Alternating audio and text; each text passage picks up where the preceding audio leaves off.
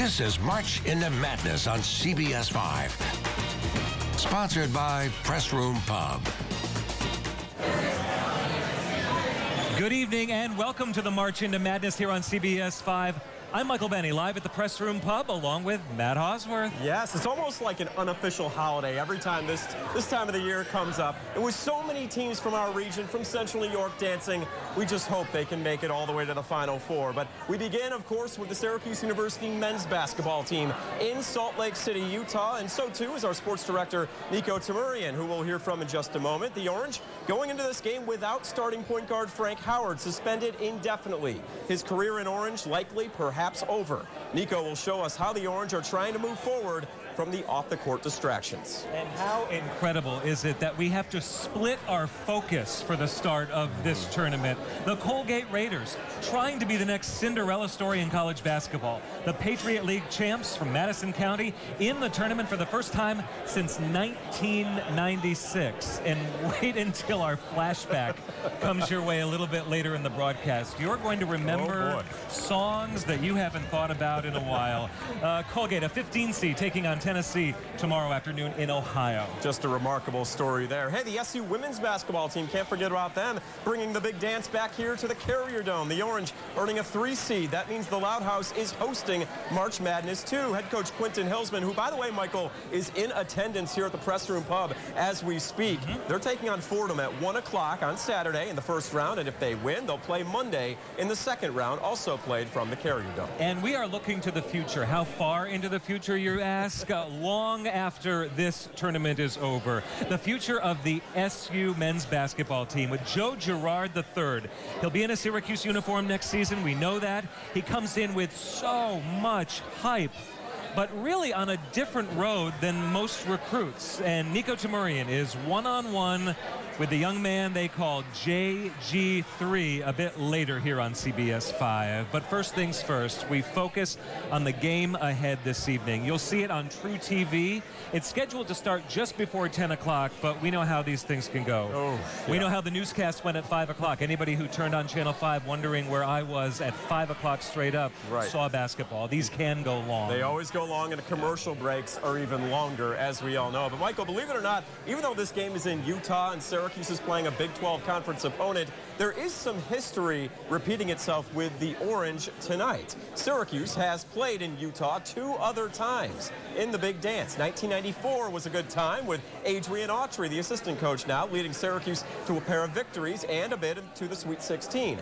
2010, though, not so much. The #1 seed Syracuse Orange upset by Butler. The Orange shorthanded with Arinze Onuaku injured at the Big East Conference tournament that year. Moving to Baylor now, Syracuse is undefeated against the Bears. A lopsided win in 2006, that from the Dome. Also a hard-fought victory in the championship game of the 2013 Maui Invitational. That going to the Orange as well. Jim Boeheim expecting nothing less tonight. You know, their defense is good, and it's definitely a factor whether they play man-to-man or zone. You know, it's a factor. You have to be able to play against both, and you know, we see that in our league. We've seen some zone this year. Obviously, we work against it every day because we play against our zone every day. So, you know, you have to be prepared to play against both, but they're very good. When we played them the last time, I think they didn't really play much zone the last time we played them in Hawaii. I think they played mostly man-to-man there. But you have to be prepared at this stage of the year to play against both.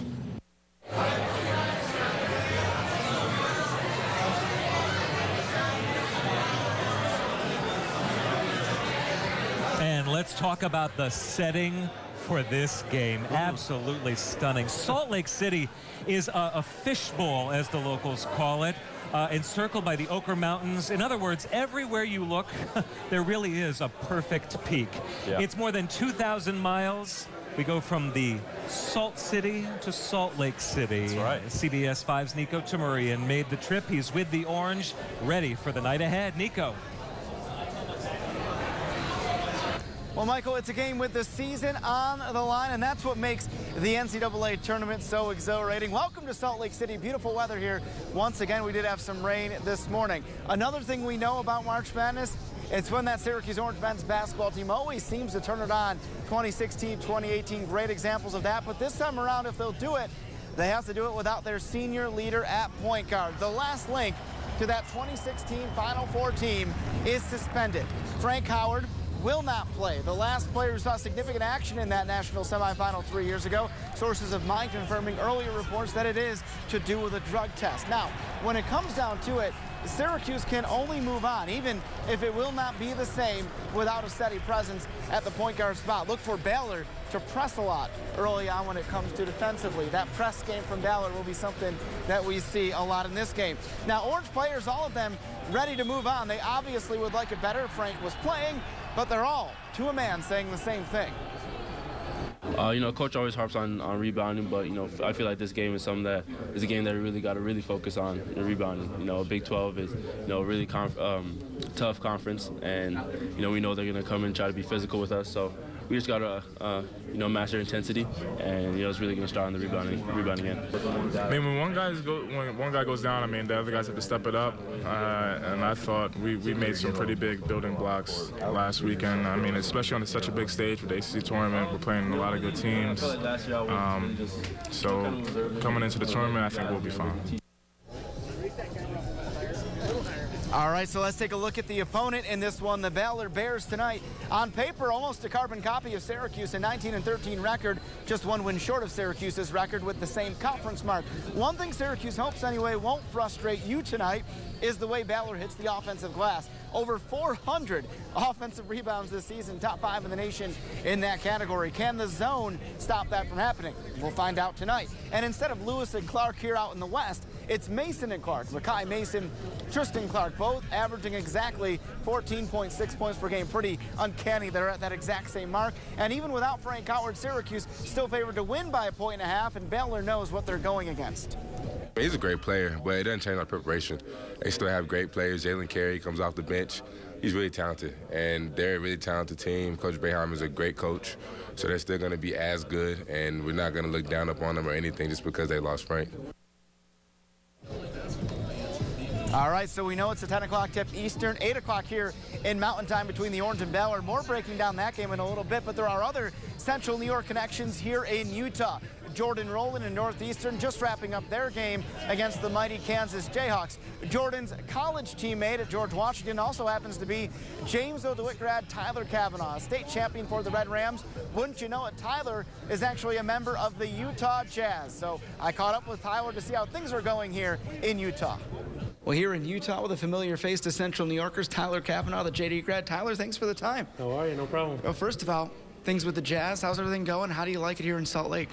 Well, Salt Lake's been great to me. It's been amazing to be a part of such a great organization, and I've spent most of my time with the G League team with the Stars, but when I'm up with the Jazz, I'm just soaking everything in, learning as much as I can, and they have some great veterans, so it's been a really cool experience for me. And with the NCAA tournament being here, what are the chances of not only your hometown team, Syracuse, but your good friend and former GW teammate, Jordan Rowland, being here at the same time? It's crazy. I mean, so during Selection Sunday, I was actually watching, and I saw it popped up as Salt Lake City, and then it was an 8-9 game. I was like, okay, come on, Syracuse. And then it popped up, and so I was pumped about that. And then I didn't even realize the next day my dad told me, you know, Jordan's out there too. And I was like, no way. And I texted him, and he got me a ticket, so I'll be there. No, I'm really excited. I'm excited for Jordan, because whenever you make a transfer, it's always, you never know how it's going to turn out. But it's been great for him, and I'm really proud of his success. I got to ask, though, does the bracket have Northeastern, Syracuse going far with this thing here? I've only filled one out, but I think I'm definitely pulling for Syracuse and Northeastern, but we'll see what happens. And I think Northeastern has a chance to pull off the upset because they got a veteran team and they have shooters, and Syracuse's zone always gives people trouble in March, so it's going to be fun to watch. Well, Tyler Kavanaugh, we appreciate your time. No problem. And thanks for the beautiful backdrop here in Utah. No problem. I enjoy it. Thank you.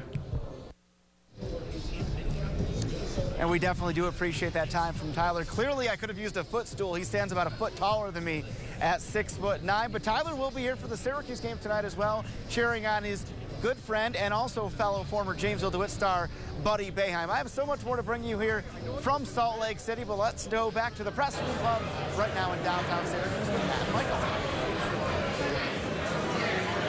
Nico, it seems like wherever we send you for the big dance, there's always a Central New Yorker, and it's so great to see Tyler Kavanaugh out in Salt Lake City now playing for the G League team of the Utah Jazz. Listen, Nico Tamurian has that vista in those beautiful mountains, but he doesn't have the smell. Oh, not at all. It's amazing. With the wings and all the fried stuff coming out of the kitchen. As we continue here on CBS5, a focus on the Colgate Raiders. Can they shock the nation and take out Tennessee? Plus, tomorrow, the Orange women hit the practice floor preparing for the NCAA tournament. We'll check in with the Orange as we continue. But first, tonight's trivia question. When was the last time Syracuse was an 8 seed in the NCAA tournament? And what was the results? The answer coming up later in the show.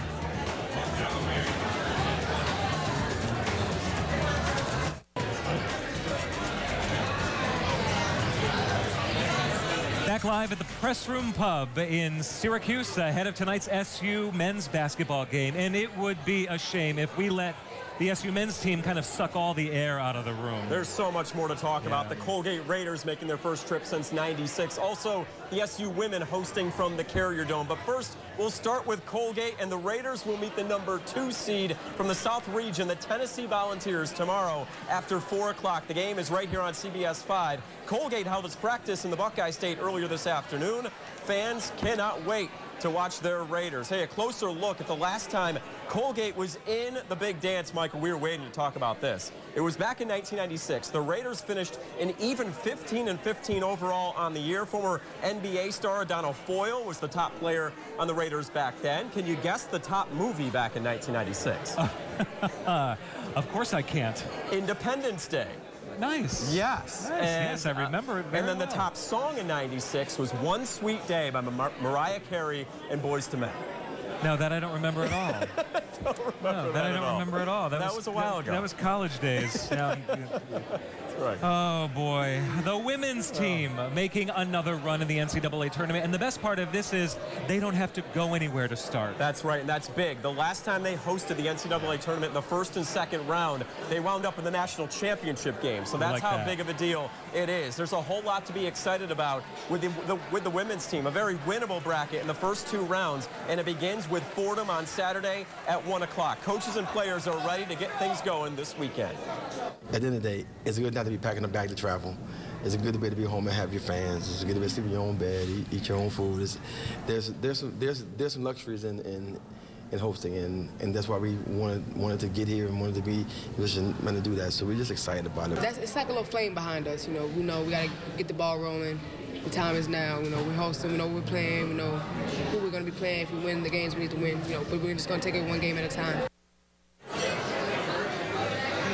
A closer look at the women's bracket. Again, a very winnable bracket. If the Orange can make it to the Sweet 16, it could potentially set up a showdown with the Oregon Ducks in Portland, Oregon. Syracuse, remember, lost to the Ducks earlier in the year, only by 2 points in Eugene. So a lot to look forward to this season in March Madness. And as we continue on our March into Madness special presentation here on CBS5, we are looking deep into the future with the three-point phenom, Gerard III.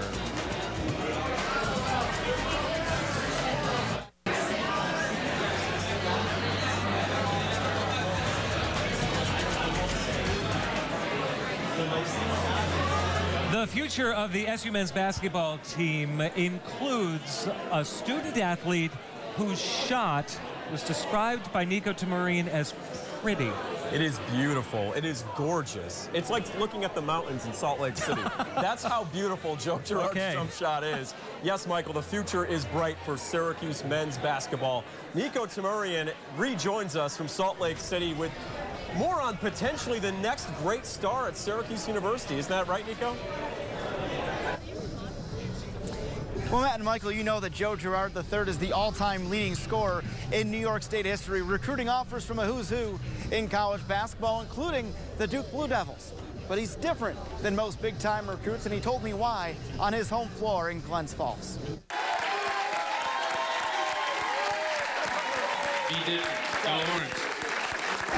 The be different, you mentioned it in your speech. We got it on the shoes there. Yep. I know you mentioned it in the speech, but tell me a little bit about how that defines you. Yeah, you know, it started like a few years ago. You know, I was saying it, but I've, you know, just really trying to start showing it now. You know, a lot of my AAU friends, a lot of my friends through the circuit, you know, going on a prep circuit path. You know, I wanted to be different and stay here home at Glens Falls and show that you could do things that, you know, I want to do and try to achieve things that they're going to achieve at a different path. So, you know, and just in general, you got to be different. You got to stick out. You know, I'm not the 6'10" guy who's going to come up and dunk it on you. I'm not the 6'6" guy who's going to come cross you over and then dunk it on 2 people. You know, I got to be different in the ways that, you know, I score the ball, different in the ways that I help the team win. And so just the whole, you know, your whole lifestyle's got to be different. Joe Gerard III is different. He did stay home. He did bring his hometown Glens Falls a New York State basketball championship. It just goes to credit to the community and Glens Falls as a whole, just for the support they give us, and we couldn't thank them enough. It's something I'm really looking forward to. Like I said, Syracuse has got the best fans in the country. Glens Falls, I feel, has got the best fans in the state right now, you know, behind us, and, you know, both basketball and football. And, you know, so that's something that, you know, I've always had, is a great fan base behind me. And, you know, I felt there was no better place to go than to go to Syracuse and have the same amount of, you know, love and support that I get here at Glens Falls, but even on a bigger stage at Syracuse. So that's definitely something I'm looking forward to the two combining and, you know, hopefully rallying us, you know, to some Final Fours and championships. Message to the Syracuse fans that are watching this: they're focused, hoping this year's team makes it to the dance, but in the fall they'll be watching you. So any message to those fans? You know, just a message to those guys is, you know, be ready for a lot of wins and be ready for a leader, a competitor, and, you know, someone who'll do anything for the blue and orange. Joe Gerard III, thank you so much. Appreciate it. Thank you. Appreciate your time. No problem. I'll add, it was an absolute pleasure to meet Joe. He is a great young man, humble as they come. This weekend he's focused on the State Federation tournament, trying to win another crown for Glens Falls. After that, it is all orange all the time. Can you imagine next year Jalen Carey driving and dishing out to Elijah Hughes, Buddy Boeheim, or Joe Gerard III for 3-pointers? It's a sight that Syracuse fans can't wait to see. But right now, live in Salt Lake City, I'm Nico.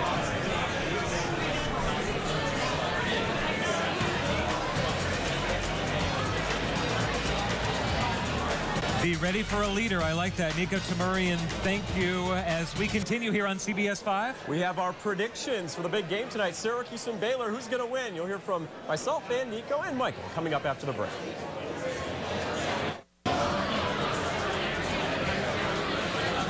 A look back at the trivia question now. When was the last time Syracuse was an 8 seed in the NCAA tournament, and what was the result? Answer: it was 1999. Syracuse lost to Oklahoma State by 8 points in the first round. The score, 69-61. So let's just hope we don't repeat the past tonight, Michael. Yeah, or we could just forget about that altogether. Let's just forget about it altogether. Yeah. Let's get back out to Salt Lake City, Utah, and CBS5 Sports Director Nico Tamurian. Some thoughts on how this is going to go tonight, Nico.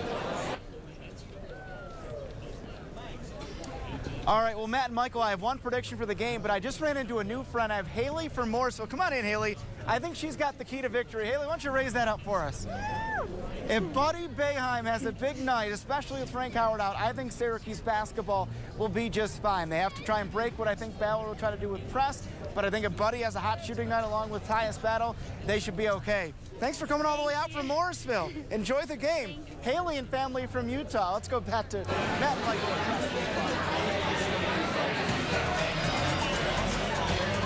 Listen, I think the key to this game is take advantage of your size. If you're Syracuse, Baylor doesn't have a starting player over 6'8". So Pascal Chukwu at 7'2", he should really be dominant in this game. We're about to find out. The tip time tonight around 10 o'clock. Of course, that is always flexible.